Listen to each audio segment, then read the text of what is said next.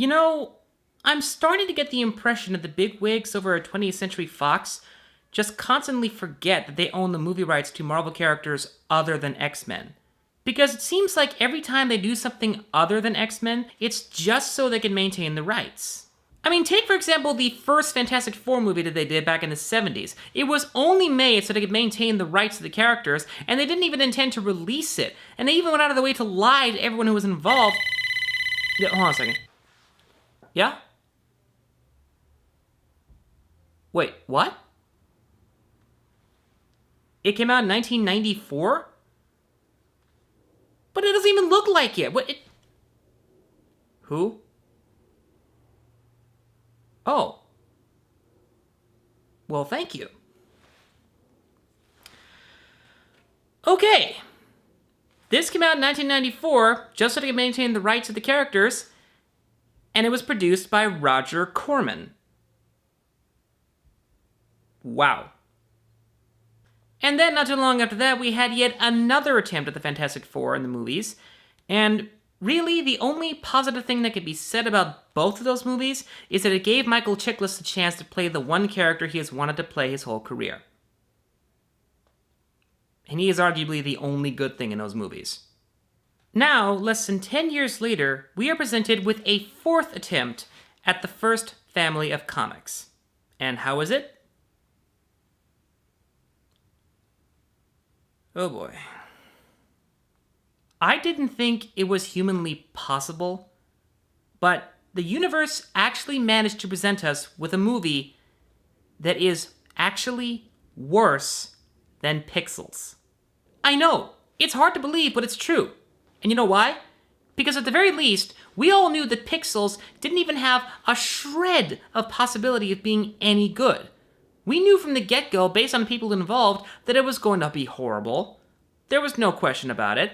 But with Fantastic Four, Fant4stick, there was still the possibility of it being decent. It had a number of talented people involved in it, and it really had the opportunity to be a great new take on the Fantastic Four. And instead... how can I describe this? Oh, I got it. Imagine you were baking the world's greatest chocolate cake. And then about halfway through baking it, your accountant walks into the room and tells you that you made it with the wrong ingredients and it's not what you really want. So they take the half-baked cake out of the oven, pour in a bunch of extra sugar and extra coloring and extra crap that's not needed, put it back in the oven. Then, before it's even ready, they take it out of the oven, gloss it over with jalapeno jelly instead of frosting because they think that's cheaper, and then you're presented with an overly baked, unsatisfying, unwanted, distasteful...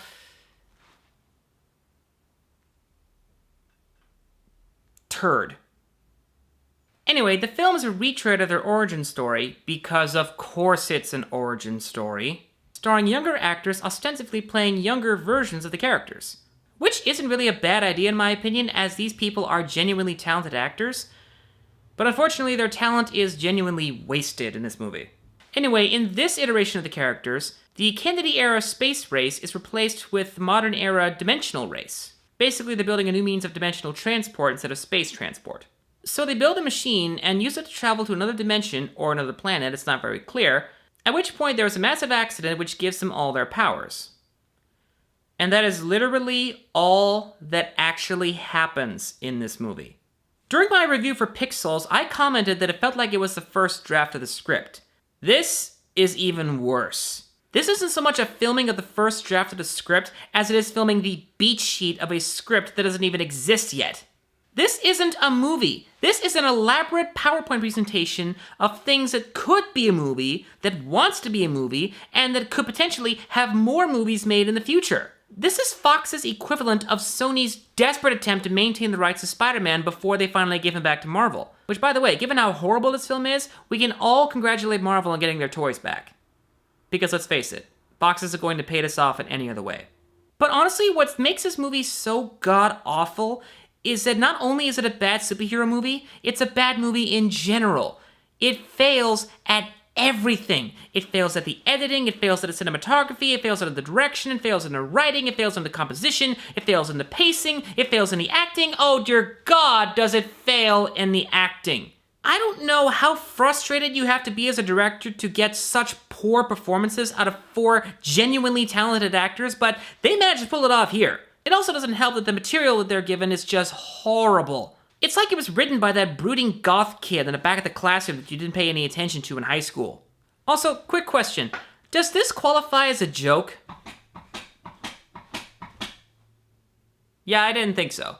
There is literally nothing to this movie that I can even talk about because there is nothing going on.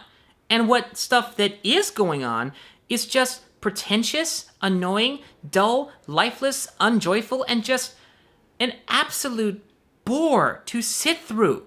This feels like a leftover movie from the early 2000s when superhero movies had to be dark and brooding and gritty and sad and depressing because people thought that was the only way that comic book movies could be taken seriously. Fox, let me tell you something here. The reason that the movies at Marvel Studios are so good and are doing so well is not because they're trying to do what you think superhero movies ought to be. They're doing what superhero movies need to be. Superhero movies do not need to be dark, gritty, or even